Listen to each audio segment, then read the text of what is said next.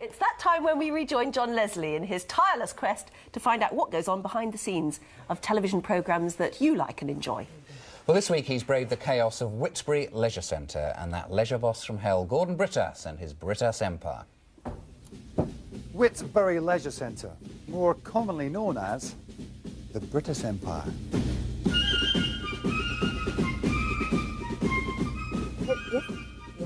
Yes, good night. Welcome to Whitby Newtown Leisure Centre. How can I help you? I'd like to see Mr. Brittas, if that's I'm possible. very sorry, he's a very busy man. Is he? Yes. Oh, who are you? Me, I'm Carol Parkinson. And you are the receptionist? Yes, that's right. Really? But you're not normally this kind of normally, no. Good character, though, isn't it? Yeah, it's great. It's wonderful to play her. No, what kind of character is she, apart from this fetish of locking children away in drawers, Carol? Well, she's a... Bless you. She's a sobbing character. She's a very sad, earnest person. She cares about her children a lot. And I think the bizarre thing is that she doesn't realise what she's doing is so mad. I mean, to her it makes sense to keep the children in the drawer because, you know, she can get to them easily. Isn't it wonderful to be back? Everything's so new and shiny. Yes. Children don't mind. What? Moving back into drawers. No, I think they're looking forward to it.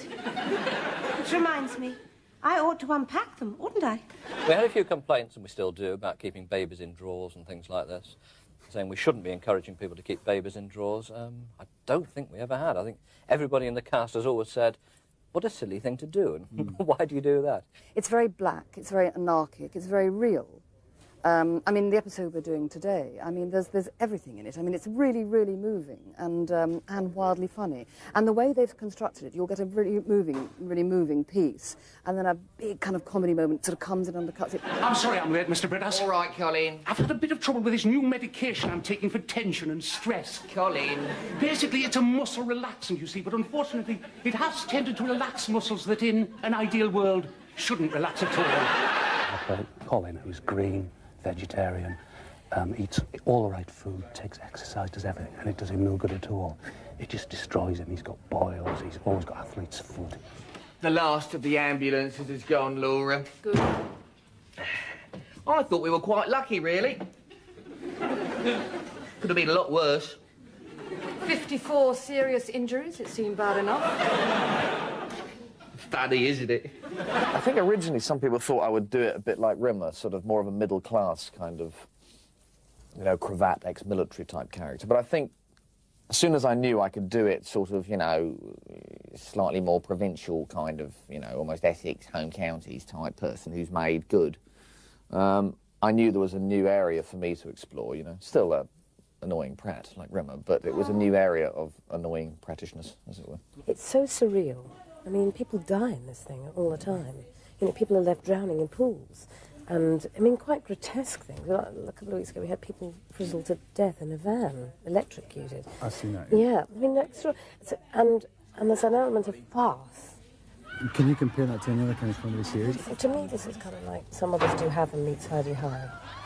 Do you know, because the special effects are brilliant.